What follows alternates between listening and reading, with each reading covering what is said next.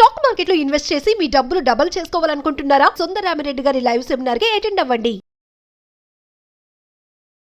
రమగారు, కార్తీక మాసంలో ఉన్నాము. మిమ్మల్ని నేను ఎప్పుడు అడుగుదాం అనుకున్నాను, ఇంకా అట్లా హడావుడి అయిపోయింది. ఏం చేస్తున్నారు? ఏంటి పూజ చేస్తున్నారా? రోజు దీపం పెడుతున్నారా? కార్తీక మాసం అంటే ఏమిటో ఆరోగ్య మాసం. మామూలుగా ఆరోగ్యం అంటే మనం ఏం చేస్తాం, రకరకాల మంచి మంచి పదార్థాలు తినాలి, చక్కగా మందులు వేసుకోవాలి, బాగా పడుకోవాలి, రెస్ట్ తీసుకోవాలి కదా. కానీ కార్తీకంలో ఆరోగ్యం తినకూడదు, రెస్ట్ తీసుకోకూడదు, టైంకి పడుకుని బాగా పెందరాలే లేచేయాలి. ఈ రకంగా కనుక చేస్తే ఈ శీతాకాలం మొదటి రోజుల్లో ఈ పని చేస్తే తర్వాత కాలం ఆరోగ్యంగా ఉంటుందన్న సూచన కోసమే కార్తీక మాసపు ఆరోగ్యవంతమైన అలవాట్లు. దీపం పెట్టుకుంటాం పొద్దున్నే, ఎర్లీ మార్నింగ్ లేవటం, స్నానం చేయటం. ఇది వరకు నది స్నానాలు చేసేవాళ్ళు. అవునండి. లేకపోతే నూతుల నుంచి నీళ్లు తోడుకుని అమాంతం బకెట్ ఎత్తి పోసుకోవటం. ఎంత చలేస్తుంది రమగారు. చలేదు, అదేగా చెప్తున్న టెక్నిక్ అదే ఉంది. మరి ఇప్పుడు నీకు ఓవర్ హెడ్ ట్యాంక్లో నీళ్లు ఖచ్చితంగా చల్లగా ఉంటాయి, ఎందుకంటే ట్యాంక్లో ఉన్న నీళ్లు చల్లగాలికి తర్వాత మంచుకి ఎక్స్పోజ్ అయి ఉంటాయి. బావిలో నీళ్లు వెచ్చగా ఉంటాయి, ఓకే. గ్రౌండ్ వాటర్ వెచ్చగా ఉంటుంది. అందుకని ఈ కాలంలో ఏం చెప్తారు, సముద్ర స్నానం, నదీ స్నానం, చెరువులు, దొరువులు చిన్న కొన్నవి, లేకపోతే నుయ్యి ఆఖరిది. నూతిలో నీళ్ళైనా వెచ్చగానే ఉంటాయి, వెచ్చగా వస్తాయి. మా నూతికి పంపు ఉండేది, మా చిన్నప్పుడు నూతికి పంపులో కొడితే వెచ్చటి నీళ్ళు వస్తాయి. శీతాకాలం పొద్దున్నే స్నానం చేస్తే చుట్టూతో చలిగా ఉంటుంది, భూమిలోంచి వెచ్చటి నీళ్ళు వస్తాయి పైకి. ఆరోగ్యం. చల్లటి నీళ్ళు నువ్వు ట్యాంక్ వాటర్ పోసుకుంటే నిజంగానే చలిస్తుంది. మనం ట్యాంక్ వాటరే పోసుకుంటున్నాం అనుకోండి, ఆరోగ్య రీత్యా కొద్దిగా గోరువెచ్చటి నీళ్ళు, వేడి నీళ్ళు గీజర్ ఆన్ చేసుకుని పోసుకోకుండా కొంచెం మరీ చల్లగా ఐస్ కోల్డ్గా కాకుండా, ఐస్ కోల్డ్ నీళ్ళు పోసుకుంటే జబ్బు చేస్తుంది. అవునండి. బయటికి వెళ్ళి స్నానాలు చేసే అవకాశం లేని వాళ్ళు తప్పకుండా ఇంట్లోనే ఏదో స్నానం చేస్తాము. ఒక మాట కార్తీక దామోదరుని తలుచుకుని, నాయన ఈ జన్మకి ఇదే, ఈ సంవత్సరానికి ఇది, వచ్చే సంవత్సరం కుదిరితే నది స్నానం, ప్రతి నెల ప్రతి సంవత్సరం నేను ఇదే అనుకుంటాను. వచ్చే సంవత్సరం ఏదైనా నది స్నానం ఒక్కసారైనా చేస్తాను అని. కుదిరితే కుదురుతుంది, లేకపోతే లేదు. ఏ కృష్ణకో గోదావరికో వెళ్ళగలిగే అవకాశం వచ్చిందనుకో చేసేస్తాం, రాలేదనుకో ఇక ఇదే కరిపే కైలాసం ఇల్లే వైకుంఠం అని అలాగే చెప్పుకుంటాం అనమాట. ఈ పొద్దున్నే స్నానం, తర్వాత ఏమో సోమవారాలు ఉపవాసం ఉంటాం, పగలు ఉపవాసం చేసి రాత్రి భోజనం చేస్తాం. ఏకాదశిలో రోజంతా ఉపవాసం ఉంటాం, ద్వాదశి నాడు పారణ చేస్తాం. ద్వాదశి మధ్యాహ్నం నిద్రపోకూడదు, అదొక నియమం. ఈ కార్తీక మాసంలో కూడా పగళ్ళు పడుకోకూడదు, నక్తాలు చేస్తాం. కార్తీక నక్తాలు అంటే పగలల్లా ఉపవాసం ఉండి ప్రతిరోజు చుక్కలు చూసాక భోజనం చేస్తాం. చుక్క చూసి భోజనం చేస్తాం.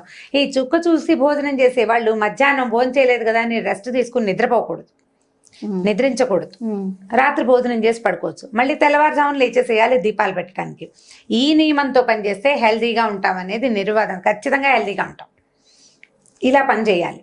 ఒకటి, ఇప్పుడు పౌర్ణమి వస్తుంది కదా, ఇప్పుడు ద్వాదశి అవి ఏకాదశి అయిపోయిన, ఏకాదశి ద్వాదశిలు అయిపోయిన తర్వాత ఇక వచ్చేది పౌర్ణమి. పౌర్ణమికి రకరకాల పద్ధతులు ఉంటాయి. కొంతమంది పెద్దవారు చెప్పినవి ఫాలో అవుతారు, ప్రతి సంవత్సరం కొత్త, ఈ సంవత్సరం ఏం చేయాలి అని. కొంతమంది ఇళ్లలో ఉన్నవి ఫాలో అవుతారు.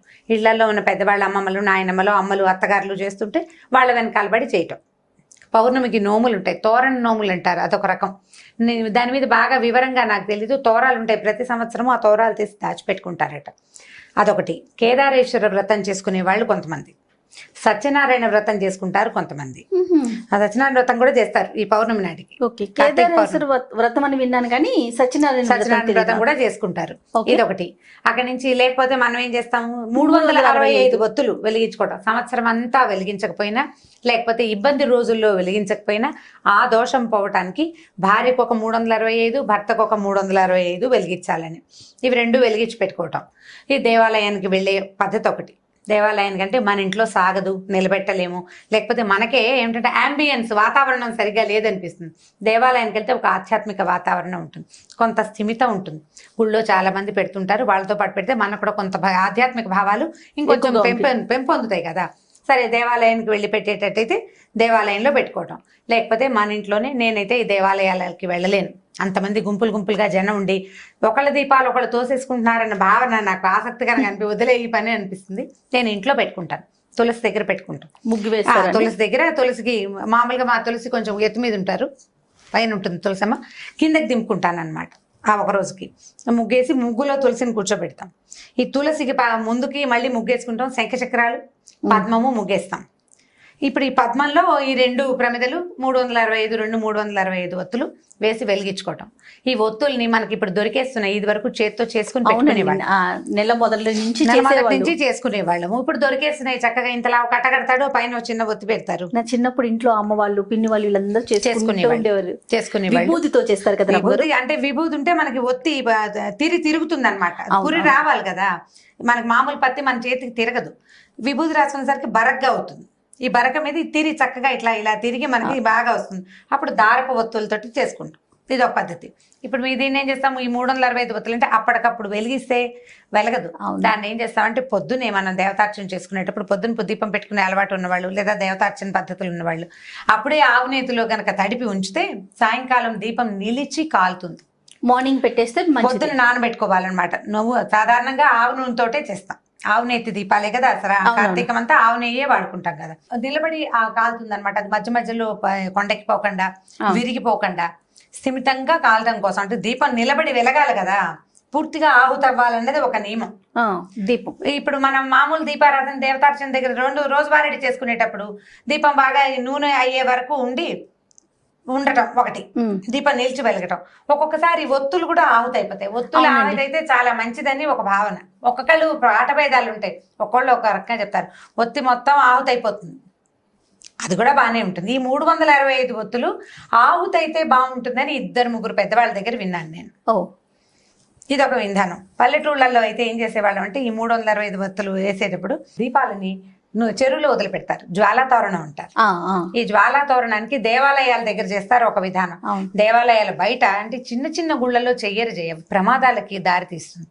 పెద్ద ప్రాంగణాలు ఉండే దేవాలయాల దగ్గర ముఖద్వారం దగ్గర ఏం చేస్తారంటే గడ్డితో తోరణం ఏర్పరుస్తారు. ఈ సాయంకాల అర్చన అయిన తర్వాత అది వెలిగిస్తారనమాట. ఈ తోరణం ఈ స్వామిని ఊరేగింపుకి తీసుకొస్తారు శివాలయాల్లో నుంచి. ఆయన బయటకు వస్తాడు. ఆ జ్వాలా తోరణం కింద నుంచి స్వామి లోపలికి వెళ్తాడు. ఆయనతో పాటు ఆ తోరణం కింద నుంచి మనం వెళ్తే గనక చాలా గ్రహ పీడలు అవి తొలుగుతాయని ఒక నమ్మకం. గడ్డి తోరణానికి ఏమైనా ప్రత్యేకమైన కథ ఉందా రమ్మగారు? ఇవి తెలియదు. అట్లాగే చెప్తారు జ్వాలా తోరణం అని. కానీ చిన్నప్పున్న దేవాలయాల్లో ఇది పెట్టుకోరు. ఈ జ్వాలా తోరణంతో పాటు శివుడితో పాటు మనం లోపలికి వెళ్తాం. అయ్యవారు లోపలికి వెళ్తాడు, ప్రదక్షిణ చేయిస్తారు. ఆయన బయటకు వస్తాడు, ఊరేగింపుకి వస్తారు. తిరిగి స్వామి లోపలికి వచ్చేటప్పుడు ఈ జ్వాల వెలిగిస్తారు. ఈ తోరణం కింద నుంచి అయ్యవారు లోపలికి వెళ్తాడు. ఆయన వెనకాలే భక్తులందరూ హరోహర అని లోపలికి వెళ్తారు. ఈ తోరణం కింద నుంచి వెళ్తే ఈ సంవత్సరపు గ్రహపీడలు అనారోగ్యాలు అవి తొలగిపోతాయని ఒక నమ్మకం. అన్ని దేవాలయాల్లో చెయ్యరు. ఇప్పుడు మనకు సమర్థంగా ఉంటాయి సిటీల్లో దేవాలయాలు, అక్కడ కొంచెం తక్కువ. సిటీకి కొంచెం దూరంగా ఉండే శివాలయాల్లో ఇవి కనపడుతూ ఉంటాయి. ఇది చేస్తారు ఒకటి. అక్కడి నుంచి అరటి దొప్పల్లో దీపాలు పెడతారు, నీళ్లలో వదిలిపెడితే ఈ నీటిలో కూడా జ్వాల వరుసగా అలా దీపాల వరుస నీళ్లలో కదులుతూ వెళ్తూ కనిపిస్తుంది. నదీ పరివాహక ప్రాంతాల్లో ఎక్కువగా కనిపిస్తుంది. మనం ఇక్కడ నీళ్ళే ఉన్నాయి, ఒక టబ్బుతో నీళ్లు పెట్టుకుని నీళ్ళలో వదిలిపెట్టడమే ఒక శాస్త్రం కింద. బకెట్లో వదిలిపెట్టామని టబ్బులో వదిలిపెట్టామని చెప్తారు. టబ్బులో వదిలిపెట్టడం ఏమంత శాస్త్రసమ్మతమైన సంగతి కాదు. మనకి వేరే ఆప్షన్ లేదు కాబట్టి బాత్రూంలో స్నానం చేసినట్టుగా టబ్బులో వదిలిపెట్టడం. జ్వాలని నది పరివాహక ప్రాంతాల్లో కనుక కాలువలో వదిలేమనుకో, కాలువతో పాటు ఆ జ్వాల ముందుకెళ్తుంది, దీపం ముందుకెళ్తుంది. ఇప్పుడు మనం అరటి దొప్పల్లో ఏం చేస్తారు, చిన్న మూతలతోటి హోల్స్ లాగా చేసి అందులో ఆవునేతి దీపం వెలిగిస్తాం. అది నీళ్ళలో వదిలిపెడితే ప్రవాహ వేగానికి ఆ జ్వాల ముందుకెళ్ళిపోతుంది, దీపం ముందుకెళ్తుంది కదా. అలా వెళ్తున్న వరుస ఆ దారిలో ఉన్నటువంటి చాలా రకాల సూక్ష్మ క్రిములని నాశనం చేస్తుంది. పరివాహక ప్రాంతాలను శుభ్రం చేసే విధానాల్లో ఇదొక విధానంగా భావిస్తారు. పసుపు కుంకుమ పువ్వులు వేసి దీపానికి అర్చన చేస్తారు, ఆ దీపాన్ని వదిలిపెడతారు. అట్లా చాలా దీపాలు ముందుకు వెళ్తుంటే ఆధ్యాత్మిక ధోరణి పెంపొందుతుంది, చుట్టుపక్కల వాతావరణం పవిత్రీకరింపబడుతుంది. ఈ పరివాహక ప్రాంతాల్లో ఉన్న చాలా రకాల అనారోగ్యాలు అవి దూరం అవుతాయని నమ్మకం. పాతకాల పద్ధతులు కదా ఇవన్నీ. అప్పుడు ఇలా అపార్ట్మెంట్లు ఇల్లు ఈ గోళాలు లేవు కదా. అక్కడి నుంచి ఆకాశ దీపాలు పెడతారు. దేవాలయంలో ఆకాశ దీపం పెడతారు. రోజు సాయంకాలం వేసరికి పైకి పెట్టుకుంటారు దీపం. ఇళ్లలో పెట్టలేకపోతాం ఆకాశ దీపం చూడడం. వీటిలలో ఏది కుదిరితే ఇప్పుడు ఇవన్నీ చేయాల్సిందేనంటే అన్నీ ఎక్కడ చేస్తాం, ఏది కుదిరితే అది చేస్తాం. అయితే కార్తీక మాసానికి రకరకాల కథలు చెప్తాం. పురాణం వినొచ్చు, రోజు వారడి పురాణం వింటాం. కార్తీకపు ప్రత్యేకత, ప్రతి రోజుకు ఒక కథ ఉంటుంది. 30 రోజులు 30 కథలు వినగలిగితే మంచిది. ఓకే. పౌర్ణమి నాడు ఒక రోజైనా సరే వాళ్ళు ఉపవాసం ఉంటాము, ఏదో చలిమిడి అవి చేసుకుంటాం. చలిమిడి దీపారాధన చేస్తారు, అది కూడా ఒక పద్ధతి. మా ఇళ్లలో కూడా కొంతమంది చేస్తారు. చలిమిడి చేసి ఆవు నెయ్యి పోసి అందులో దీపం పెట్టి వెలిగిస్తారు. ఆ చలిమిడే ప్రసాదంగా స్వీకరిస్తారు. రాత్రి మళ్ళీ వెన్నెలు వచ్చేదాకా భోజనం చేయరు. ఇదొక విధానం. ఎన్ని రకరకాలు. ఇప్పుడు నేను చేసే కొన్ని నాకు తెలిసినవి కొన్ని చెప్తున్నాను నేను. ఇప్పుడు ఇదే విధాయకమా అంటే నేను ప్రతిసారి ఏదే చెప్తా, ఈ ప్రాంతానికి ఇది విధాయకం. కొన్ని ప్రాంతాల్లో చలిమిడి తినరు, కొంతమంది తింటారు. కొంతమంది పళ్ళు నైవేద్యం పెట్టి పళ్ళే తింటారు. అసలు ఏమీ లేకుండా మంచినీళ్ళతో ఉండేవాళ్ళు కొంతమంది. వాళ్ళ అలవాట్లు, ఊళ్ళు, ఆ పద్ధతులను బట్టి. ఎవరికైనా సాధారణ నియమం ఏమిటి? పగలు ఉపవాసం, రాత్రి భోజనం, దీపం ఖచ్చితమైన నియమం. నువ్వు పొద్దున్న తెల్లవారుజామున లేచి పెడతాను, సాయంకాలం పెట్టలేను, ఆఫీస్కి వెళ్తాను, మరి పొద్దునైనా పెట్టు. నీకు కుదిరితే చెయ్యి, ఆ పనైనా చేయాలి నువ్వు. ఇది రెండు రకాలు. పొద్దున సాయంత్రం 2 దీపాలు పెట్టగలిగి ఇళ్లలో ఉండి అవకాశం ఉన్నవాళ్ళు చక్కగా సాయంకాలం కూడా సంధ్య దీపం పెట్టుకుంటే అవన్నీ ఆరోగ్యానికి మంచివి.